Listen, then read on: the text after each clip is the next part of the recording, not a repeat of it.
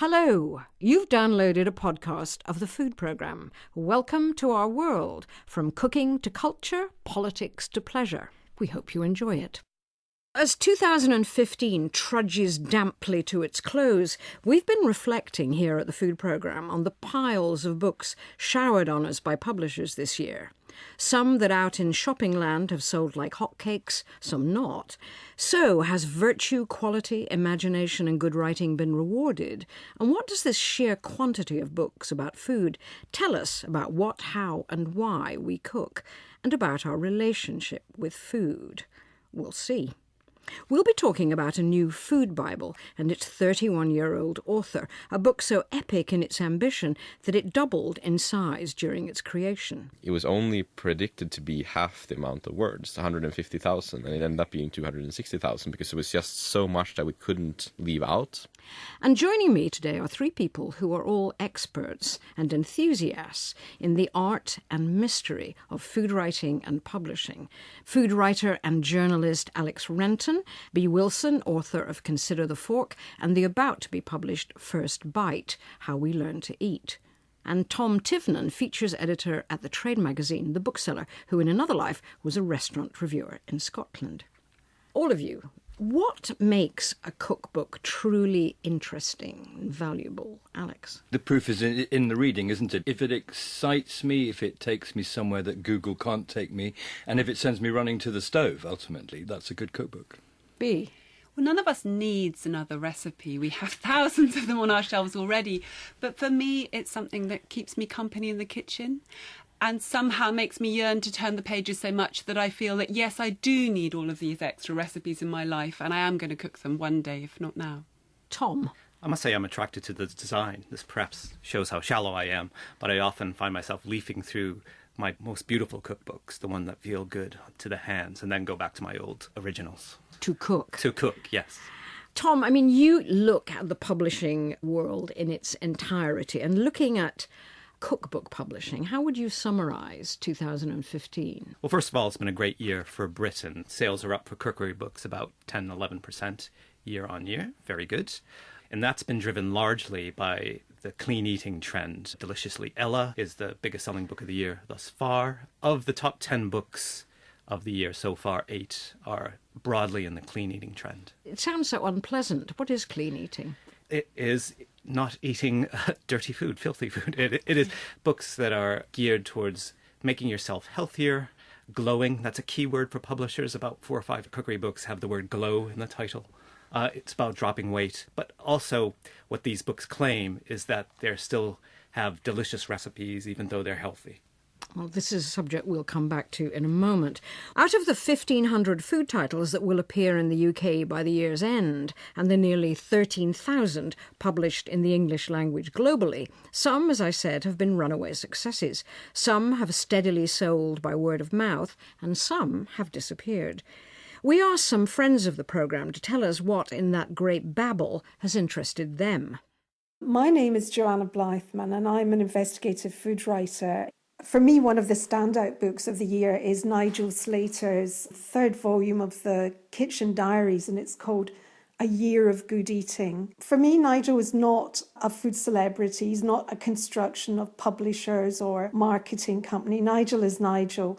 I always feel that there's 2 kinds of cookery books. There's ones that come and go and are completely unmemorable. And then there are ones that really stand the test of times because they have something in them, a quality, something that just makes you think, I do not want to part with this book. And it's uncanny how Nigel Slater manages to do this time and time again. My name's Xanthi Clay. I'm a food writer for The Telegraph. Slippery Noodles by Xiang Zhu Lin. This is a culinary history of China, seen through the vector of food and cooking. I found it completely engrossing. I'm Diana Henry. I'm a food writer. This year, my favourite book was 30 Ingredients by the chef Sally Clark. It's a collection of recipes based on 30 ingredients that she loves. It is a book where the design and the content are in perfect harmony. Her food is very unfussy. She's really our Alice Waters in the UK. I'm Gillian Carter, editor of BBC Good Food magazine. I absolutely loved Rick Stein's From Venice to Istanbul. And I think what really excited me about it was food from the countries I really hadn't been. I felt Venice, maybe some familiarity, but Albania, for instance, who knew? And he did it beautifully, and the accompanying TV series was ravishing as well. I was really interested this year by a book by Ben Richardson on sugar, simply called Sugar, which is really making a more profound and thoughtful contribution to the whole ongoing sugar debate. I also really loved Annie Rigg's Summer Berries and Autumn Fruits. It's just glorious. She has a great palette and her recipes really work. And if you like fruit, you'll be putting post-it notes everywhere. On Pasta by Anna Del Conte. This is a reprinting of the great Italian food writer's first cookery book, which he has also updated. And it's a history of pasta, right from its early days. And she writes in a warm, friendly way that just makes me want to sit down and eat carbs. Xanthi Clay, Gillian Carter, Joanna Blytheman and Diana Henry. B, what's interested you in 2015? So much has interested me. I think this thing we've already mentioned about clean eating is interesting. I mean, it's astonishing statistically how many of the books have been on that subject. But also I'm seeing little signs of a backlash. Or rather, that the best books for me within that trend are ones which have injected a note of scepticism. One I would mention, I love this young food writer, Anna Jones, who last year brought out A Modern Way to Eat. This year she has A Modern Way to Cook. And somehow she manages to include recipes that include things like chia seeds or coconut flour without being intensely annoying. It's partly she never promises to make you glow or make you beautiful. And she always starts from the premise that what you want is flavour and something delicious. But the other one I wanted to mention is simply Nigella. It sounds from the title as if she's gone all deliciously Ella, but she begins with this rather wonderful polemic against clean eating. She writes, "The clean eating brigade seems an embodiment of all my fears. Food is not dirty. The pleasures of the flesh are essential to life, and however we eat, we are not guaranteed immortality or immunity from loss." And I think that just says it all. I mean, so within this book, you'll not only find recipes for avocado salads with pumpkin seeds, but you'll also find cakes and stews and any of the things that Nigella might have given us in her previous books. And to me, that's quite a subversive act. It's like saying, no, food isn't perfect, life isn't perfect, let's move on. Yes, I mean, I'm very intrigued in the healthy eating, the eating clean and the free-from debate. And I mean, for me, I think that if you're going to write a health and diet book, you need at least a little grounding in the science of how the gut works. And most of the books that have gone into that area really have very little science at all behind them. But, you know, at least they're paying attention to food. You know, they're taking food seriously. Isn't that possibly a good thing? I mean, I think the clean eating trend definitely, it makes sense as a response to how profoundly dysfunctional our food supply has become.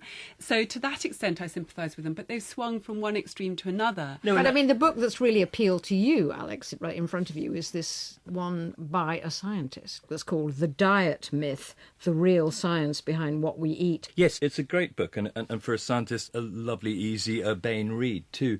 Tim Spector, who's a genetic epidemiologist at King's College, is very interesting. And he had a possible stroke and high blood pressure, and he went about looking for a diet. And of course, being a scientist, he then applied his science, which is particularly the study of identical twins, which is very interesting because you really can prove whether things are happening or not. And he reaches some pretty harsh conclusions. And one of them, I'll just read this quickly, is that no other field of science or medicine sees such professional infighting, lack of consensus, and lack of rigorous studies to back up the health claims of the myriad dietary recommendations. And he concludes, really, that most of the issues that the healthy eating books we have in front of us are not issues primarily about diet, but about genetics. So they need to be addressed by looking specifically at people's individual digestions, not least the microbiome in their gut, not with blanket prescriptions like no gluten or less protein or whatever. And it's very convincing. I'd advise anyone pondering a diet during this season to read it first. I mean, I've read it and I thought it completely fascinating, the centrality of the bugs in our system. But in fact, that's quite a difficult message to sell to someone, isn't it? I mean, isn't the answer, you know, don't eat junk food or eat Yes, I think small that's amounts of absolutely junk right. food. But I think also you don't be waylaid by easy answers like gluten-free, where the science just isn't there to back it up, except for the 1 in 100 people who have celiac disease. Lots of respect for Ella Woodward, who used diet to conquer a terrible disease that she was suffering from. But she's now telling people that gluten, an element of the most important food crop on the planet, is a contaminant. And I think it's a worry for when people come into the great world of cooking thinking that these things are bad for everybody, when in fact they're just bad for maybe 1 in 100 people. Although I have various people that I know, and indeed in my family, that have food intolerances, and that makes you look at the whole thing in a completely different light. There is a simple message in this groundbreaking book. It's eat a variety of foods and then you'll end up with variety in your microbes. Yes. And that even if we're all starting from a different genetic point, that's going to do everyone some good. Yes, and it is a book, he does support my thesis, which is eat for pleasure, eat widely for pleasure, and that book shows you that the science I think he missed that. a bit with psychology. He doesn't really look at why we eat particular diets, why we're driven to particular foods. I would have liked a bit more of what's going on in the head. So a book I've really loved this year, for me, the standout debut of the year is by this young Ukrainian writer called Olia Hercules, and it's called Mamushka. And it's just such a wonderful combination of travel and recipes and reminiscences. And every year there'll be beautiful books about food and travel, but sometimes they're a little bit manicured, whereas this one has really honest reminiscences about people cooking sweet garlicky chicken in tower blocks, or how they could only afford margarine most of the time when she was a child in the USSR, so that's what she sometimes still bakes with. And the recipes are just sublime, the ones I've tried so far. Yoghurt pancakes, roasted cabbage. I would never have thought to roast a cabbage before. I mean, Alex, you've looked at that book. What did you think? I think it's an absolutely lovely book, and it looks beautiful. And as you say, she gives you history and personal anecdote and so on, which just adds all the extra flavour you need. I love a dish called Soviet goose noodles, which is essentially where you boil a goose to bits and you serve it on pasta. And she calls it a love child of the user's far-flung bribery and autarkic shortcomings, pointing out that in that era you had to make your own noodles because the Soviet ones were so awful. And a goose was the sort of thing that her surgeon uncle used often to get as a bribe in order to help people. And it's a lovely book that inspires you. It really does. Given how much Ukraine has been in the news this year, that it undercuts that to remind us, what a rich and diverse and exotic food culture there is there, that it borders on Turkey, that it has extraordinary things grow there. It isn't all babushkas trudging through the snow in headscarves. Yes, and it's a book of heroism as well. Like you feel very, in wonder at how some of the recipes and ideas have survived those years of shortages. And it does remind you that all food is about politics, and it's a very political book. I mean, she talks about the food that she ate during the shortages, things like sitting around during a power cut. They would fry up sunflower seeds and just sit crunching them, popping them with their teeth. And somehow nothing is ever going to taste quite as special as that in the affluent West. She's not wanting to go back, but there is a wonderful strain of nostalgia. Tom, what do you make of what Bea and Alex have chosen as their books of the year? Well, it's interesting. With Mamushka, it's part of a growing trend, and you can see it next year in some of the things that are being published next year, of very personal stories. It's about recipes from my kitchen and bringing out not just the food, but the culture. And with the diet myth, there's been quite a few books, I guess since Fast Food Nation was published in the early 2000s, 1 or 2 a year, which kind of really captures people's attention about how we're eating, what we're doing in the food chain. And those books kind of feed into, I think, what goes on next in the trend for cookery books. For better or for worse, I think some of what the clean eating is about is people have been reading about how they need to get away from processed foods. I feel there's also something we've missed out in the whole cookbook market, that it seems to me increasingly polarised. Yes, there are these health books, but on the other side are books that are just going after comfort and indulgence as never before. Baking is such a huge trend year on year, partly because of the Great British Bake Off. And I find it fascinating that it's as if there are two separate worlds of food now. And I mean, some of the baking books are lovely. I thought the Honey & Co. baking book this year, I've been baking out of it non-stop, things like their carrot breads and courgette breads, and that makes them sound healthy, but they're not, because they're stuffed full of sugar, but they're absolutely delicious. And they're the antithesis of the clean eating, no gluten. And a paradox, because under the Christmas tree you're going to find gluten-free books beside alongside Great British Bake Off spin-off books and the football line. And another book which I liked, which is both a campaigning book and a good recipe book, is Hugh Fanny Whittingstall's Leftovers book, which bounces off his TV campaign against waste. It's got a great recipe for fried mackerel skeleton, which I can't wait to try. And another book which I hugely admired was The Oxford Companion to Sugar and Sweets. It's a reference book on all things sugary, which doesn't make it sound as appealing as it is, but it's just one of those books. I've been reading it on the London Underground a few times and nearly missed my stop. It's that gripping. It's 600 essays on everything from childhood nostalgia sweets to the cakes of Vienna to sugar addiction and slavery. Well, one book that's hard to ignore this year is that thumping great Bible I mentioned at the beginning of the programme, £6 if it's an ounce, and every ounce of it's admired by food writer Tim Hayward. For him, it is the book of 2015. A 767-page hardback, beautiful photos, hundreds of recipes, history, background, all put together by a 31-year-old chef. My name is Magnus Nilsson, and I've just finished writing a book about the culture of eating and cooking in the Nordic region. The Nordic Cookbook is a work with vast ambition that aims to cover a truly vast area. Scandinavia is Norway, Denmark and Sweden, and nothing else. The Nordic region is Scandinavia plus Finland, Åland, the Faroe Islands, Iceland and Greenland. To make a book like this takes an almost Herculean effort. Collecting recipes is very easy today. You can just go online or you can buy previously published works. So that would have been very, very easy, but that would have been a book without context, just a collection of recipes. So I spent about 3 years traveling around the Nordic region, really trying to understand mainly why people do what they do. To have made time for this project is a feat in itself. Magnus's day job is heading up Faviken, a restaurant in northern Sweden that's widely thought of as one of the very best. I met Magnus recently in London, bag weighed down by his brick-like tome. And there's a lovely line where you're looking at a bloke who you describe as looking like an angry hippopotamus. And he comes out with one grilled lamprey already on the way down his throat, first half eaten, the other half hanging at the corner of his mouth like a shiny, unlit fish cigar. You've chosen to deliver this, not in the sense of this is something you might have in a restaurant with a little bit of music playing in the background and a guy in a white coat bringing it to you, but a fat guy who's having an argument with his wife on a mobile phone. What is a lamprey? And how do you eat them? So the lamprey, it's not a fish, it's something called a round mouth. And it's a kind of a semi-parasitic, scavenging little creature that lives in rivers. You're selling it to me. I am, right? Really getting into this. You have them in the UK as well. Because it's not a bony fish, they don't have any bones, they're just cartilage. So quite often they're grilled or smoked and stuff like that. And you eat the whole thing. From one end to another, like a sausage, You don't gut them, you don't take out the bones or the cartilage. For me, it's I really tried to keep the recipe content and the methods unbiased, so I haven't changed them anything. They're really exactly as they were collected. But I tried to sometimes include little stories like this to really explain them as a cultural occurrence, basically. And this whole thing has happened in a parking lot next to a highway in Finland, and I was just kind of a spectator. Alongside some of the more colourful stuff you might expect, the festering shark, the whale meat, the puffins, there are also 6 different regional recipes for split pea soup.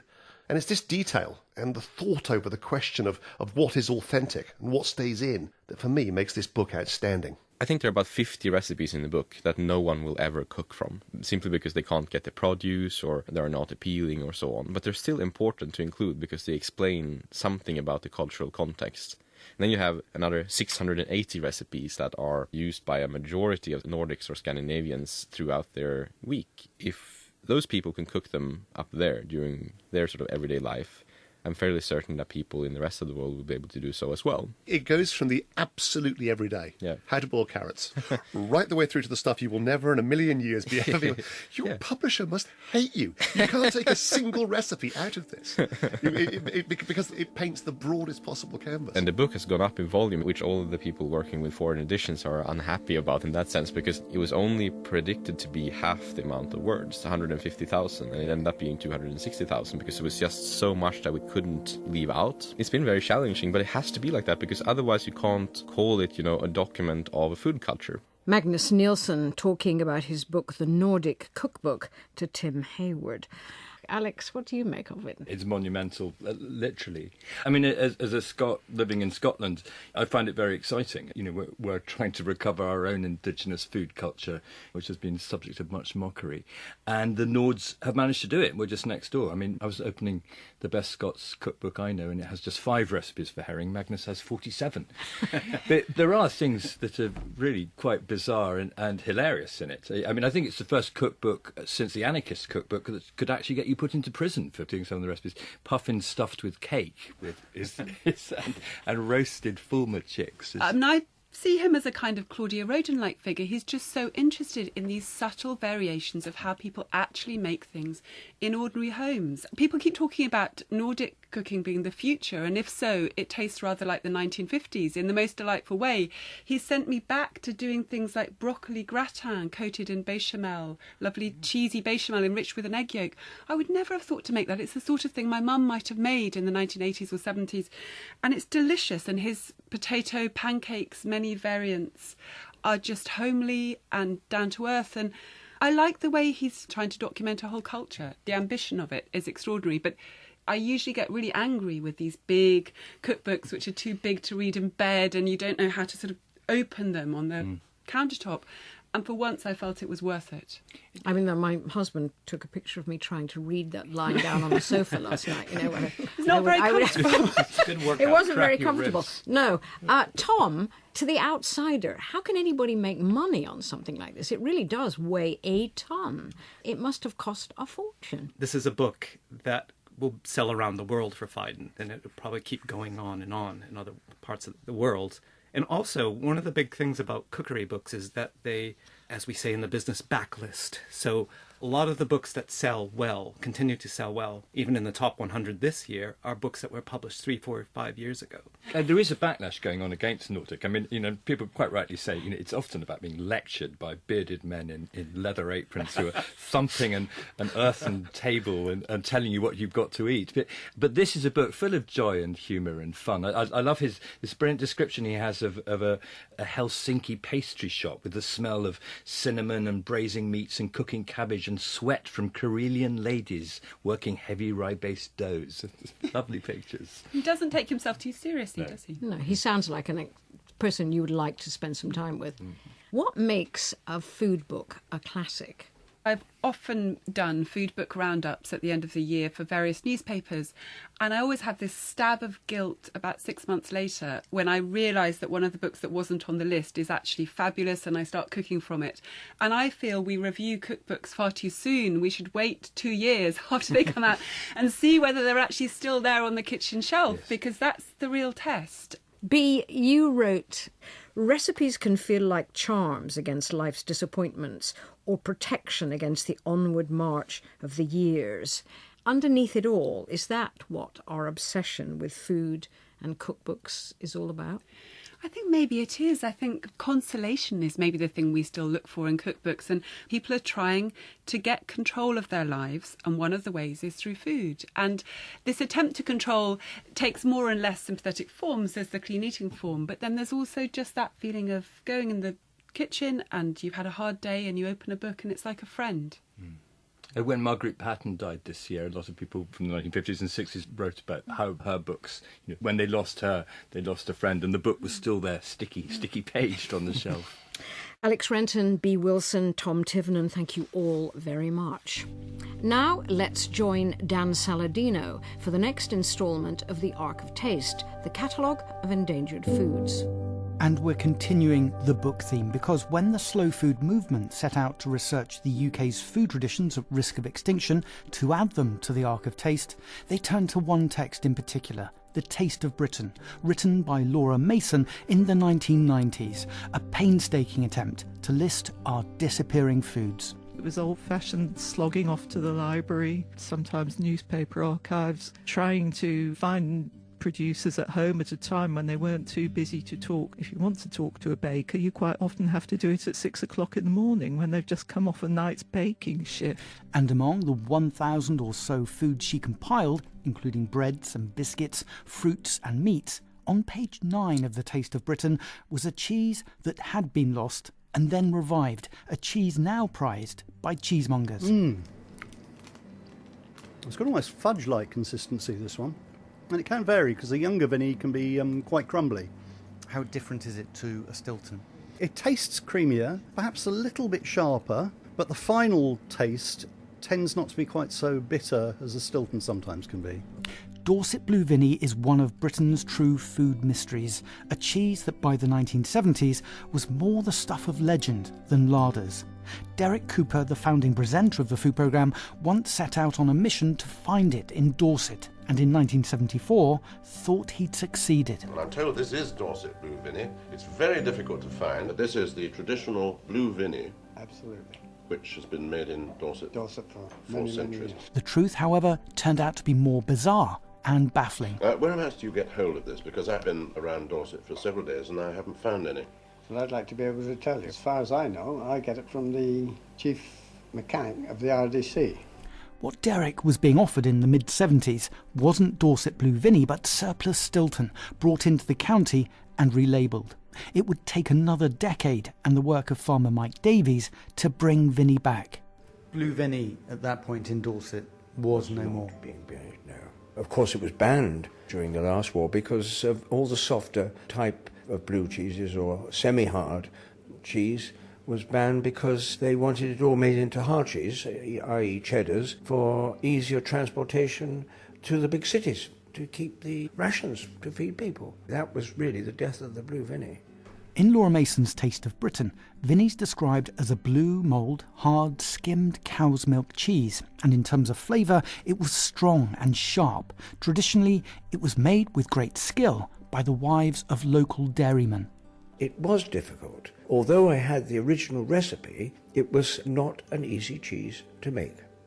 Where did the recipe come from? The Ministry of Agriculture in Dorchester. The one thing about the Blue Vinny that makes it unique from really any other cheese in the whole world, definitely in this country, is it's a hand-skimmed milk cheese. And that is exactly what we've adhered to right the way through the rebirth of the Dorset Blue Vinny. Because of Mike's work, it's now back in Dorset and taking pride of place in shops, including the Town Mill Cheesemongers in Lyme Regis. It's one of our best-selling cheeses. How important is it that cheese is now sitting on your shelf? Oh, vital to me. We couldn't be a cheese shop in Dorset without having Dorset Blue Vinny. Cheesemonger Justin Tunstall, but the last word, which is also a literary one, goes to Justin's apprentice, Harry Ford. It's mentioned by kind of Dorset poets. William Barnes, there's a big statue of him in Dorchester, and he was a kind of poet who wrote in Dorset dialect, and he talks about Vinny cheese. If you in Dorset be a Roman and have business at a farm, then won't he see your ale a foaming or your cider down to warm? Won't he have brown bread a putty and some Vinny cheese a cut ye? Butter rolls out, cream white balls out. Vinny's from an old Anglo-Saxon word. A lot of Dorset dialect go back to the Anglo-Saxon, and it means a mouldy cheese, a veiny cheese, and often it comes in, it's got this wreath of blue around it still today. And a cheese like Vinny has a kind of mythical quality, and I think in a way that's because it came back from the dead, and it rose again, and it's sort of resurrected. Harry Ford on the cheese that came back from the dead. Thanks for listening. If you want to hear more food programmes, there's a treasure trove of them going back to 2007 on the Food Programme website.